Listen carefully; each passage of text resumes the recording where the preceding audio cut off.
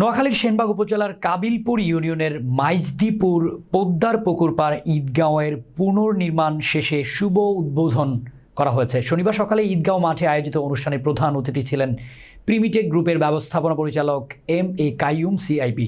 সড়ক মন্ত্রণালয়ের উপসচিব ও অনুষ্ঠানে বক্তব্য রাখেন ভুলুয়া ডিগ্রি কলেজের অধ্যক্ষ আবু জাফর মোহাম্মদ হারুন, কাবিলপুর ইউপি চেয়ারম্যান আনোয়ার হোসেন বাহার, অ্যাডভোকেট শাহাদাত হোসেন পাটোয়ারি মিলন, এ.কে.এম.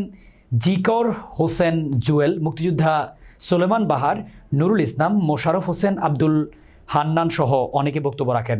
উদ্বোধন শেষে দিলদার মার্কেটে সহস্রাধিক এলাকাবাসীর অংশগ্রহণে এক মেজবানি অনুষ্ঠিত হয়।